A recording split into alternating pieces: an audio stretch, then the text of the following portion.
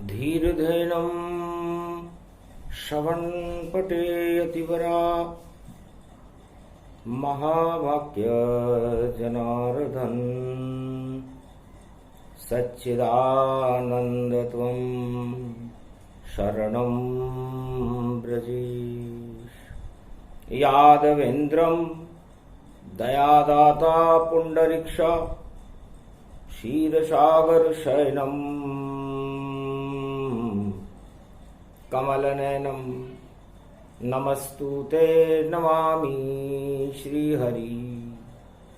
धैर्य से जिसको धारण किया जाता है, कर्णपटकों से जिनका पान किया जाता है, ऐसे सच्चिदानंद भगवान श्री यादवेंद्र सरकार को मैं नित्य ही चिंतन करता हूँ, नमन करता हूँ। जिनको नमन करने से मंगलादि मंगल तो हो ही जाते हैं, साथ ही में बहुत बड़ा बल मिलता है मनुष्य। अक्षय बल सबसे बड़ा नहीं और बलजान, और पूरे त्रिलोक में भारत में अक्षय बल और नाम है परशुराम। जमदागनि घर जन्मे रामा, अक्षय तृतीया अक्षय कामा, हाथ एक परसा ले आए, और परहित में भारत प्रगटाए। वीणा पुस्तक धारणी लंबोदरी जगदम्बे, नतमस्तके नमामि भगवती जगदम्बानम। वीणा पुस्तक धारणी हंसारूढ़नि जगदम्बे, नयावृत्यान भरत खंडे भूमि आगमन मंगले च वाणी विनायको सर्व सिद्धिदायको गणनायको करिवर वदन। गिरजा सुत गणराज प्रथम तुम्हारे भजन से सिद्ध होए सब काज। वाणी ब्रह्माणी सरस्वती हंसारूढ़नि पुस्तक धारणी, चार चतुर्भुजम मुखारविंदम चोलम शेषांकृत्यम ब्रह्म कृत्यम विष्णु कृत्यम नमः शिव कृत्यम, सर्वत्रलोक्य भम्यम सम्राट जगत जननी जानकी प्राण वल्लभ। वैष्णव मां शक्ति श्री सरस्वती। ओम भूभुवा स्वाहा सरस्वती दहिदात्री महारात्रि, दिव्य दृष्टियात ज्ञान शक्ति आच्छादित तन्मय। ओम भयारणी मंगलाकारणी प्राण वल्लभा, श्री राम वामांगने जगत जननी जानकी जगत भावा। मैं प्रथम पूजे सृष्टि रचि, अद्भुत चरित परस गुण गाना, और जन्मे परशुराम भगवाना।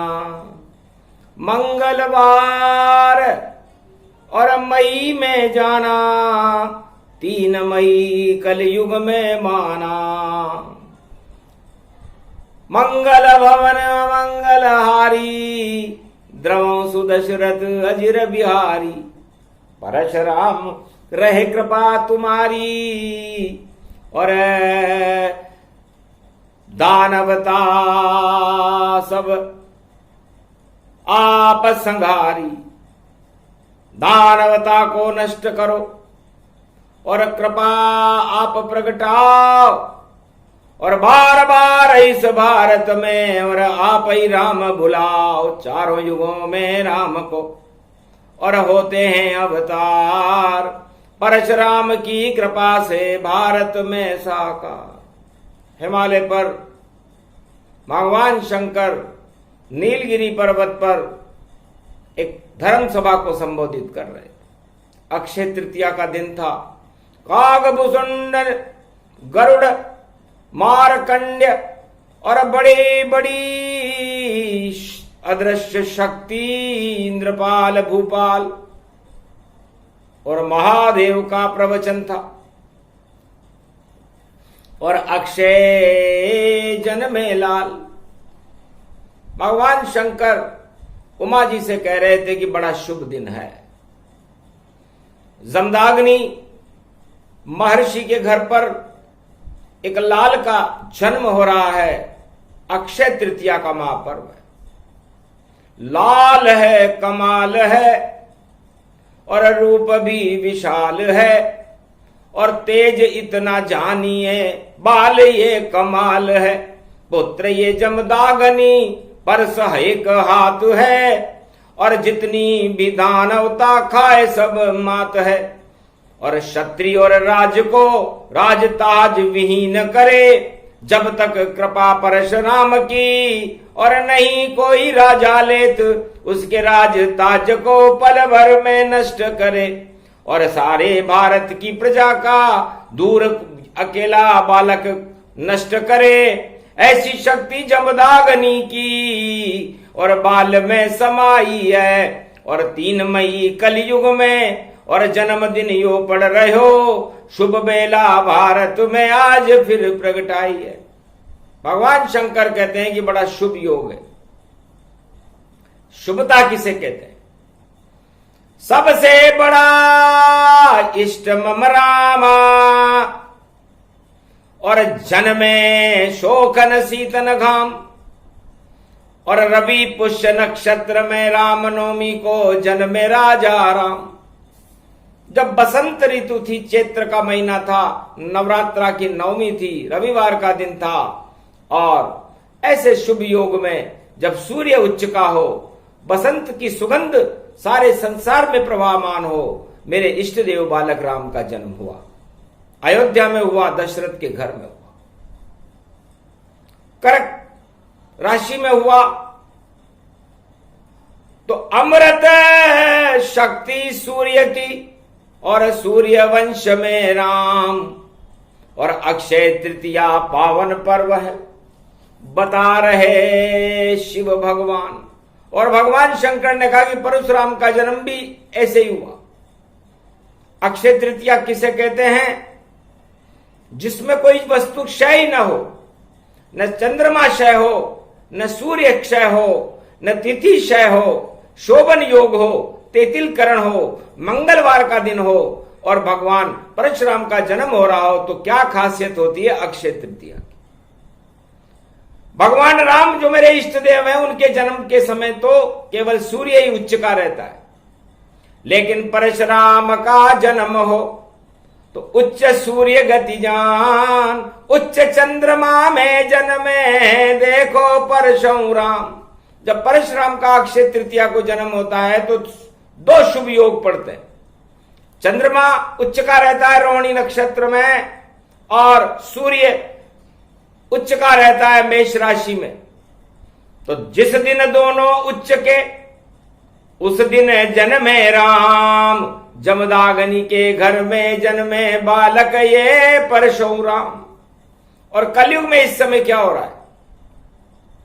कलयुग में उच्च का सूर्य और उच्च चंद्रमा जान, और शुक्र ग्रह उच्च हैं, दानव गुरु जी ने मान। तो दानवता भी उच्च की है, और सूर्य में राम जी भी उच्च के हैं, और चंद्रमा में शिव जी भी उच्च के हैं। तो अमृत और देखो शक्ति दोनों उच्च गए जान। तो ये उच्च का योग है। और 2 ग्रह अपनी स्वयं की राशि में, गुरु गए जब मीन में और अपनी राशि जान, और शनि बैठे हैं कुंभ में अपनी राशि मान। तो शनि देव जो कर्मों के देवता हैं अपनी राशि में स्वग्रही होकर बैठे हुए, और गुरु शुक्र के साथ अपनी मीन राशि में बैठे हुए। तो ऐसा योग पड़े जब भारत, अरे जगत गुरु भारत बन जाए, और ऐसो चले गो परसो परशुराम को, और सारी दानवता क्षय पाए। विश्व युद्ध तो धरा रहेगा, विश्व में अमृत परशुराम बरसाए। और कैसे अशुभ शुभ योग पड़ा है? पंच पुष्प योग है। अब पंच पुष्प योग हो मतलब परमात्मा स्वयं ही उस पुष्प में विराजमान हो। जैसे नाभि कमल में भगवान विष्णु के, पंच पुष्प में भगवान शंकर विराजमान रहते हैं, ब्रह्मा वेदों का पाठ करते हैं शीशैया पर। वही योग वही शक्ति है। और परशुराम विशाल जमदाग्नि के घर जन्मे हैं, दानवता का काल। तो ये परशुराम जयंती बड़ी महत्वपूर्ण होती है, और इसमें हर वस्तु अमर हो जाती है, अक्षय हो जाती है। महाभारत का समापन समारोह अक्षय तृतीया को हुआ था और पांडवों को अक्षय पात्र अक्षय तृतीया के दिन मिला था और वाणी को भी वाणी करने की शक्ति अक्षय तृतीया को मिली थी ताकि कभी वाणी क्षय न हो। चारों युगों में वाणी का और जन्म रूप प्रगटाए अक्षय वाणी होती है कभी नहीं क्षय पाए। नहीं पुस्तक में मिलती है नहीं मिलती रे वेद पुराण, ये तो ईश्वर शक्ति है जिसका वाणी करे गुणगान। तो वाणी का भी जन्मदिन और परशुराम के साथ और सूर्य चंद्रमा उच्च के तो बन जाती है बात। तो अमृत इसको मानिए अमृत सारे योग और बद्री विशाल का प्रागट्य भी और अक्षय तृतीया स्वरूप। जब भगवान राम और सीता गोलोक को पधारने लगे तब परशुराम जी ने इशारा किया, नहीं महाराज, ये तो रूप राम और सीता और बदरी वन में दिव्य स्वरूप। तो बस भारत की धरती फटे नर नारायण पहाड़ और उसके बीच में आप विराजो बदरी वन की आड़। तो बद्रीनाथ के कपाट सतयुग से कलयुग तक परशुराम जी खोलते हैं और नारद जी उस अक्षय ज्योति को जलाते हैं जो बद्रीनाथ के अंदर 6 महीने मनुष्य जलाते हैं, रावण जी जलाते हैं और 6 महीने नारद जी जलाते हैं। और सबसे पहला दरवाजा और सबसे पहला दर्शन बद्रीनाथ भगवान के अक्षय तृतीया को खुले और अमृत बद्रीनाथ राम सिया का अमृत बरसे और अक्षय तृतीया प्रभात। कलयुग में अब यह परंपरा हो सकता है बदल गई हो, तो बदलना नहीं चाहिए था। घर खुलते कपाट अक्षय तृतीया तो भारत अमर इसे जानो। गर अक्षय तृतीया नहीं होती तो अता पता भारत नहीं जानो। भारत का तो अता पता ही नहीं चलता यदि अक्षय तृतीया नहीं होती। तो भारत को अक्षय कर दिया राम और सीता ने और बद्रीनाथ भगवान बन गए और अक्षय ही रहेगा भारत। कोई भी किसी भी युग में दानव शक्ति परमाणु कोई बम नहीं पाए, इतना बल है भारत के अंदर। और परशुराम की शक्ति कहा है और मंगलवार में आई जयंती अतुलित बल है इसके साथ और रामचंद्र का बल इसमें है और बालकांड और सुंदर कांड। तो रामचरितमानस में सबसे ज्यादा बल राम जी का राम जन्म के साथ है और सुंदर कांड में राम मुद्रिका जो हनुमान जी लेकर के अशोक वाटिका में गए तो सारे सिद्धों का अनुभव ये रामचरितमानस जानो और बालकांड और सुंदर कांड को रामायण की शक्ति मानो। क्योंकि हनुमान जी को वरदान सुंदर कांड में मिला, अष्ट सिद्ध नवनिधि करी दाता असबर दीन जानकी माता। तो ये जानकी जी ने वरदान दिया था और सुंदर कांड में अक्षय सर्व शक्ति हो गई। राम मुद्रिका भी अक्षय है, राम भी अक्षय है, सीता जी भी अक्षय और हनुमान जी भी अक्षय है और परशुराम जी भी अक्षय है।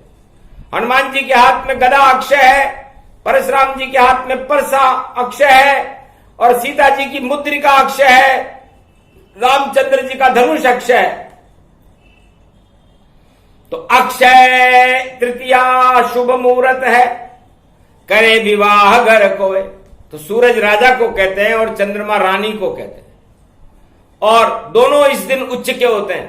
तो यदि किसी का विवाह अक्षय तृतीया के दिन हो तो वह विवाह क्षय नहीं होता, कई जन्मों तक चलता है।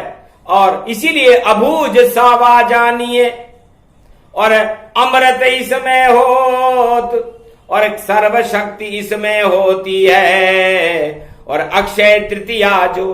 तो बद्री नारायण में सबसे पहले भगवान बद्रीनाथ के दर्शन परशुराम जी करते हैं और परशुराम जी उस ज्योति की तरफ देखते हैं तो ज्योति अक्षय हो जाती है।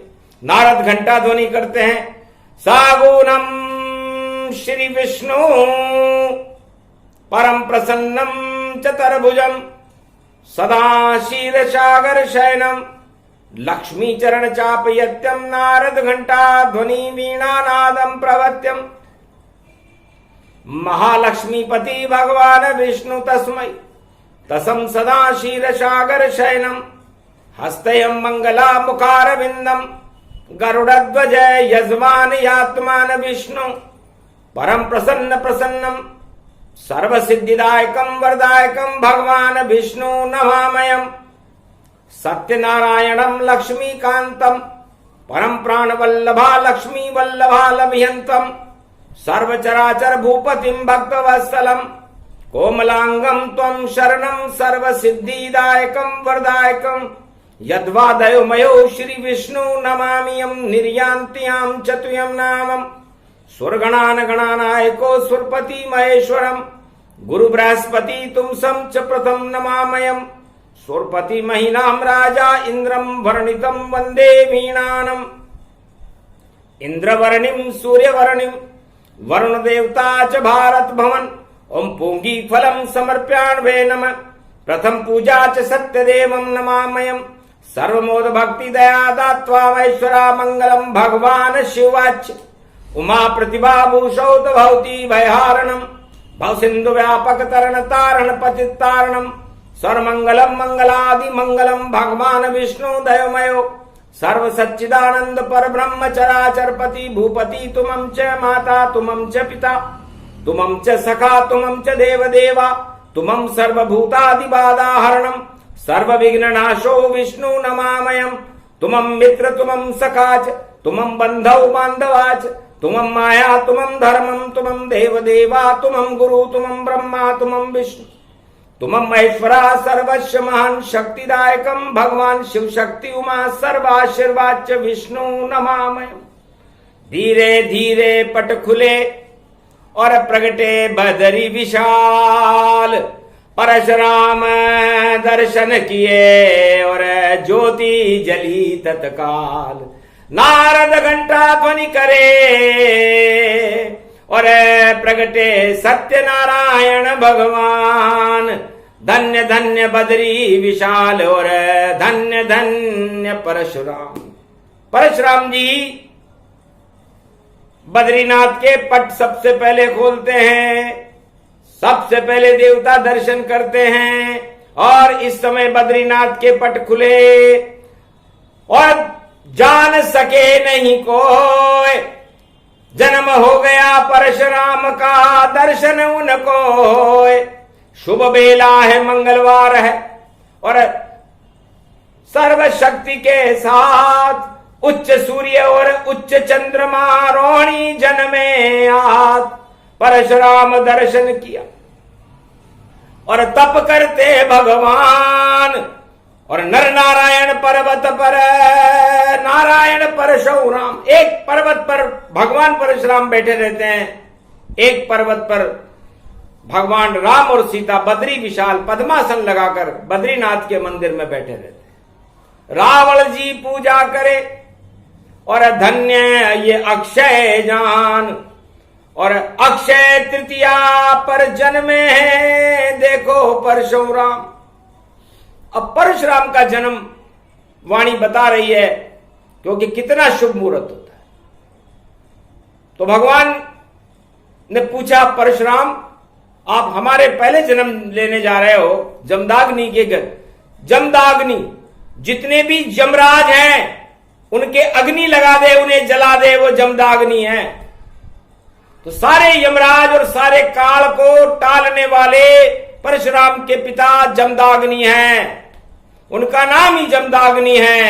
यदि किसी के काल आ गया हो कोई विश्व युद्ध हो रहा हो तो शत्रुघ्न शत्रुघ्न शत्रुघ्न 3 बार नाम लेकर के जमदाग्नि और परशुराम का जयकारा कर ले और जय श्री राम बोल दे तो अच्छे अच्छे विश्व युद्ध पानी में और पाताल में चले जाते हैं। और ये चला जा रहा गया रूस का तीसरा विश्व युद्ध और जिनपिंग बाइडेन का पाताल और टल गए परशुराम के जन्म पर देखो पृथ्वी के सारे काल।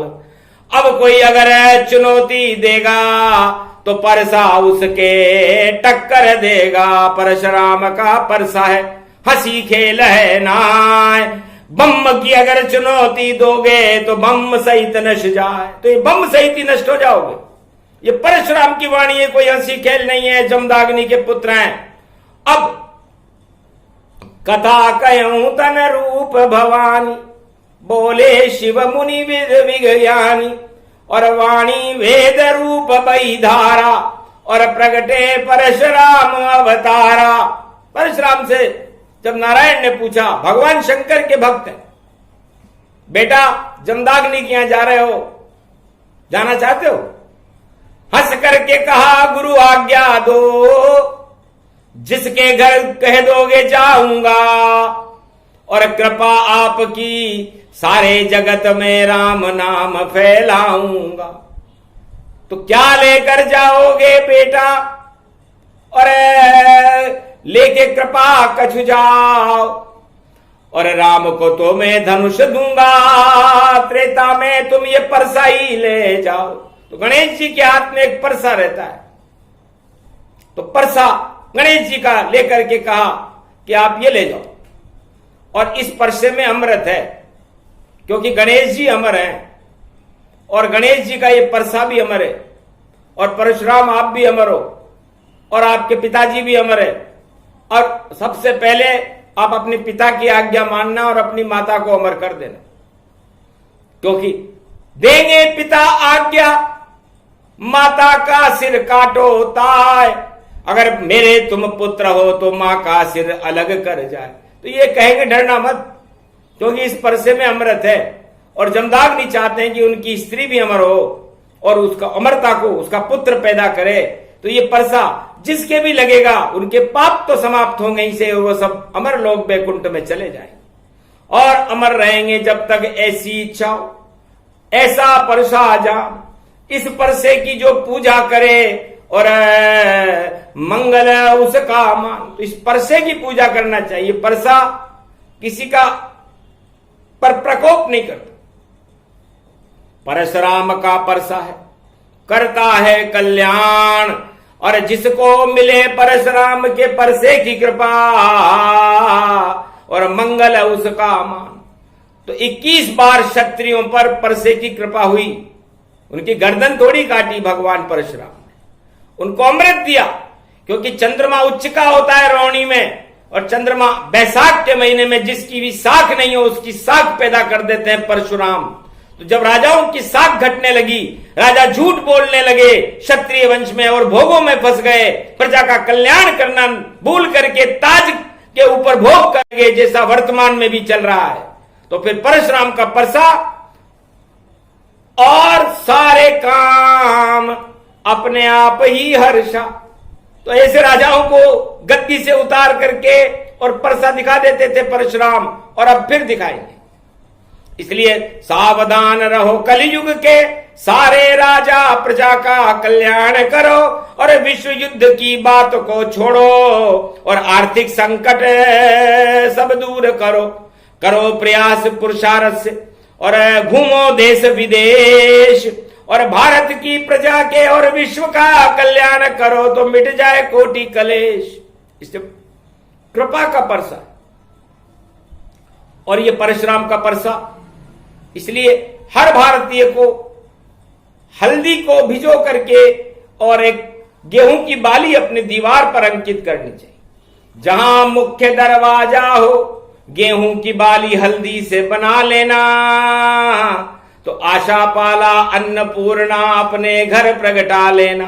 तो जिसके घर में आशा पाला अन्नपूर्णा माय, फिर कैसे आर्थिक संकट आएगा सबको टाल दे माय। तो ये उपाय सतयुग से और त्रेता तक तो होता था, द्वापर में भी ये होता था, पर कलयुग में अब कोई नहीं करे और लुप्त लुप्त ये होता था। कलयुग में ये उपाय लुप्त हो गया, वरना पहले राजा महाराजा और एक ढोल बजाने वाला आता था और आपके घर के दरवाजे के ऊपर एक बाली बनाता था और हल्दी से बनाता था। तो वो उस बल होता था परशुराम का, और उससे अन्नपूर्णा और आशा पाला और सारे विश्व का और भारत का कल्याण होता था। इसलिए ऐसा न कर सको तो परशुराम के परसे को 3 बार प्रणाम करो और अमृत कर लो पान। गन्ने के रस में आज अमृत है, खरबूजे के रस में आज अमृत है, तो खरबूजे के पने को मिश्री मिश्रित ले, और गन्ना तो खुद ही मिश्री है, इसको पान कर ले। तो आज सारे भारतवासियों को गन्ने के रस का पान करना चाहिए, तो उनके दुख और दरिद्र का अपने आप नाश हो जाएगा, रोगों का नाश हो जाएगा, उन्हें शक्ति मिलेगी और अमृत पान करने के बाद सारे दुर्दिन आपके जाते रहेंगे। और खरबूजा के पने को और कर लो भैया पान, अमृत इसको मानिए, दोनों में परशुराम। भगवान नाभि नरेश ऋषभदेव भगवान ने भी अक्षय तृतीया के दिन प्रक्षाल किया तो गन्ने के रस का पान किया था। वेद प्रमाण जैन धर्म में और जाकर पढ़ लो ताय, नाभि नरेश थे सबसे बड़े तीर्थंकर, जिन्हें नाभि में ज्ञान हो जाए तो उन्हें नाभि में ईश्वर का ज्ञान हो गया था। और ज्ञान गन्ने के रस करने के बाद आपको भी ज्ञान हो जाएगा। इसलिए अज्ञानता को हटाने के लिए गन्ने के रस का पान, खरबूजे के पने का पान और भगवान का नाम आज बड़ा महत्वपूर्ण है। इस कारण ये सब कथा तुम्हें और भगवान शंकर सुनाते हैं, और अमर रूप हैं परशुराम, और ये जिसके परसा लगाते हैं तो कृपा का परसा है यही, और गणेश का परसा जान, और सबको बुद्धि देता है और करता है कल्याण। तो आखिरी राजा रघुवंश में राम जी थे दशरथ की बात, इसलिए दशरथ के पुत्र राजा राम को भी जनकपुरी में अमृत का पान कराने, आशीर्वाद देने उस विवाह समारोह में परशुराम जी आए थे, बिना बुलाए आए थे और अमृत पान करवा गए और बिना बुलाए संत। और ऐसे परशुराम और राम का कभी न आता अंत। ये तो अनंत है, हरि चरित्र हरि रूप अनंता, गावे कहे वेद श्रुति संता। परशुराम जन्म की वाणी, मंगल कर दे सब में प्राणी, अमृत सब में भारत भर दे, जग जग का ये मंगल कर दे, ऐसी शुभ वाणी प्रगटाई, भोलेनाथ ने हिमगिरी पे सुनाई। जो भी सुने ये परशुराम जन्म प्रसंगा, उस पर बहे धर्म की गंगा। अधर्म का सब त्याग करो और क्षमा पाप की ले, अमृत नाम है परशुराम का, इसको जपते। आज भगवान परशुराम के नाम की एक माला जपे, ओम परशुरामाय नमः, ओम परशुरामाय नमः, ओम परशुरामाय नमः। तो परशुराम जी की कृपा का, परसे की कृपा आप पर मिलेगी, आपके मस्तिष्क में ज्ञान पैदा होगा, अज्ञानता नष्ट हो जाएगी। इसलिए समस्त संसार के अज्ञानता को नष्ट करने के लिए अक्षय तृतीया एक महापर्व, एक कलश है, और इस मंगल कलश के अंदर आप परशुराम का ध्यान करें, परशुराम जी को बारंबार प्रणाम करें, उनका आह्वान करें।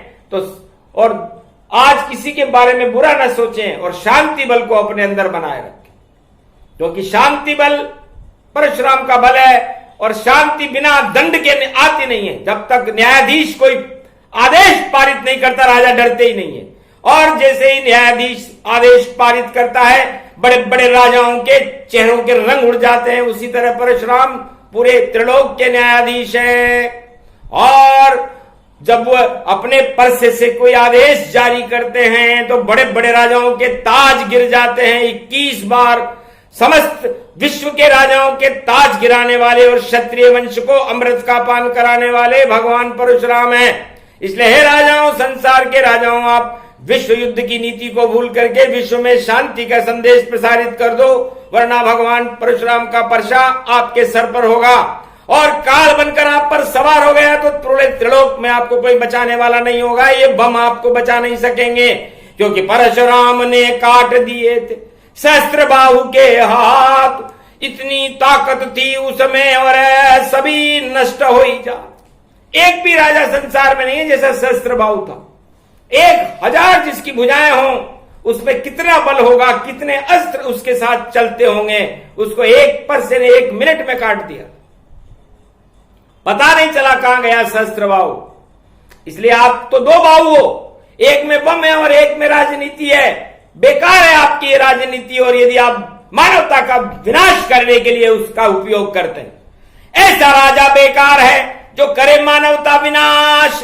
अरे उसका नाश निश्चित कर देंगे। और परसा आ गया पास, तो भारत में ये परसा है, खड़े परसहु राम। शांति बल सबसे बड़ा, शांति से लो काम। तो ऋषभ देव भगवान ने भी यही सिखाया कि शांति रहे। परशुराम भी यही सिखाते हैं कि शांति रखो। भगवान राम ने तो मर्यादा बांधी कि हम शांति का संदेश देते हैं। भगवान बुद्ध ने शांति का संदेश दिया। जितने भी मसीहा भारत में और विश्व में आए सबने शांति का संदेश दिया। तो क्या वो मूर्ख हैं? क्या वो राजनेता थे? क्या एक भी महापुरुष मसीहा राजा नहीं बना। वो सब शांति का संदेश देने आए, और शांति से ही विश्व का कल्याण होता है, युद्ध से नहीं। इसलिए युद्ध नीति का त्याग कर दो। आज सबसे शुभ दिन है, वरना फिर मंगलवार में हनुमान जी का घोटा चल जाए और परशुराम का परसा चल जाए तो फिर तुम्हारे बम धरे रह जाएंगे। इसलिए जय जय जय जय परशुराम, ये बाल कमाल ये जन्मायो।